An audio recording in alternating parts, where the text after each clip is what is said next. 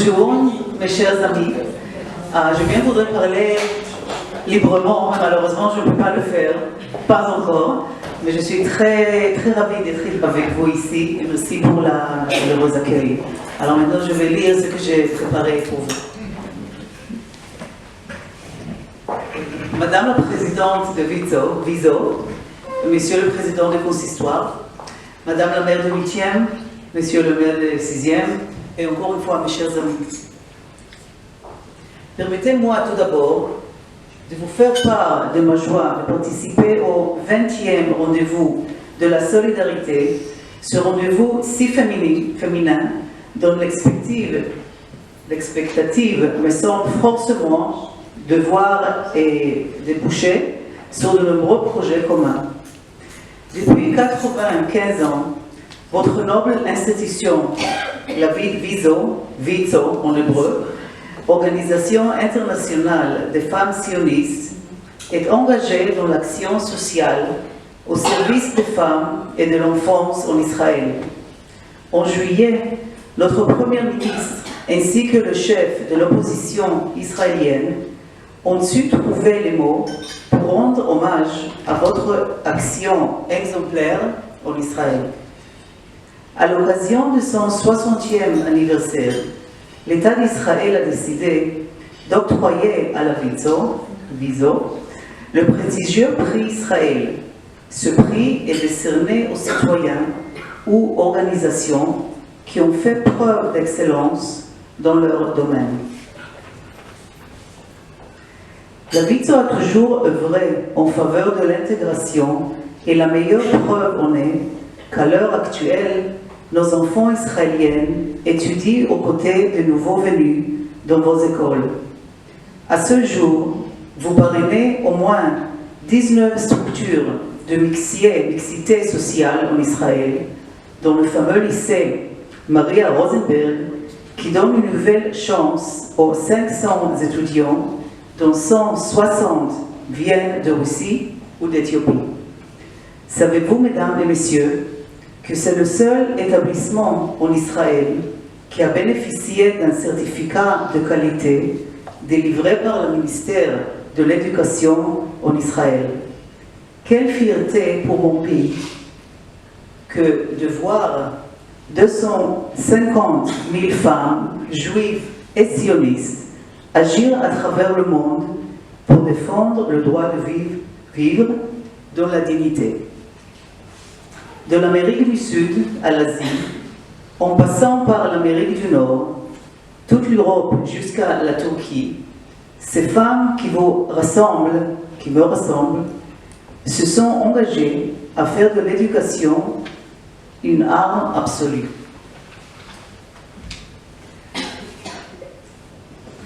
Pardon, un petit...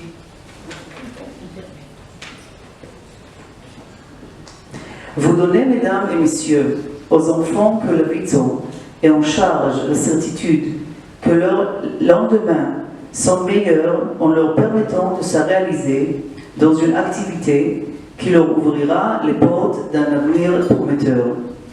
Tout naturellement, en période de conflit, la Viso recherche les moyens indispensables de préserver la sécurité des plus jeunes de ses usages au sein de ces institutions.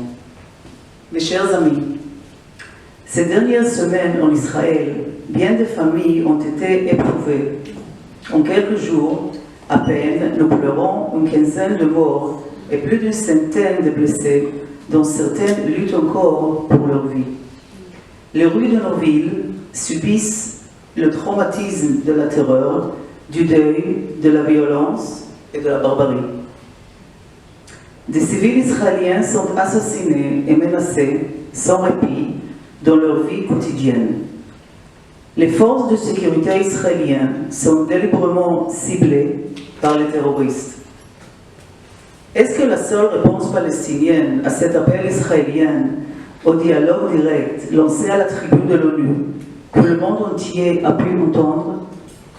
Ce véritable message de paix de Benjamin Netanyahu, notre Premier ministre, qui une fois de plus a tendu la main au président Abbas pour la reprise des négociations sans condition préalable.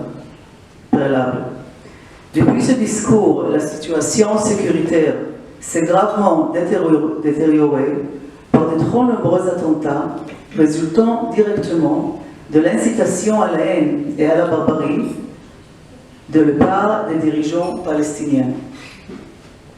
Ni Abbas, ni le Hamas, ni le mouvement islamique, ni même les députés arabes en Israël n'ont fait l'économie du mensonge en répandant de fausses rumeurs sur l'intention d'Israël de détruire leur mosquée. C'est seulement sous souveraineté israélienne que la liberté religieuse a été garantie à Jérusalem pour toutes ces religions. Nous ne devons jamais oublier que les Juifs n'avaient pas accès à leur propre lieu saint jusqu'à la libération de Jérusalem par Tzahal en 1967. C'est la raison pour laquelle nous tenons tant à la préservation du statu quo dans la capitale israélienne, car nous cherchons à apaiser la situation. L'État d'Israël reste engagé dans une solution à deux États pour deux peuples. Le Premier ministre Benjamin Netanyahu l'a appelé hier dans le cadre de ses entretiens avec le président Barack Obama. En même temps, il faut savoir que mon gouvernement utilisera tous les moyens nécessaires pour protéger la population civile et défendre la tranquillité des villes du nord, du centre ou du sud. Tel est le but que mon gouvernement poursuit activement dans un environnement régional dont l'équilibre est plus que jamais menacé. Vous avez souhaité savoir comment la diaspora pourrait être efficace face à la déformation partielle de l'information. Je vous propose de nous revoir et de travailler sur le sujet. Pourquoi ne pas mettre en place des ateliers et des formations pour vos adhérents? Quoi de plus sûr en effet que l'intuition féminine pour relever l'information et recentrer les débats? Je suis convaincue que la perception féminine de la vérité nous permettra de trouver le meilleur angle de traitement de l'information. La vision, je dois m'habituer. La vision est un mouvement féminin apolitique et bénévole. Permettez-moi de vous encourager, et tant que ONG, à défendre notre cause grâce à votre statut consultatif à l'ECOSOC et à UNICEF. Que de magnifiques programmes, que de projets encourageants, que de défis à relever aussi. C'est ce qui a fait et fera toujours la grandeur de votre institution. Sachez que mon équipe professionnelle est prête à vous y aider personnellement. Merci beaucoup pour cette chaleureuse accueil et je vous souhaite un bon déjeuner. Et j'espère que dans le futur, nous allons nous rencontrer, parler de la situation et de la coopération que nous pouvons la faire ensemble. Merci beaucoup, encore une fois.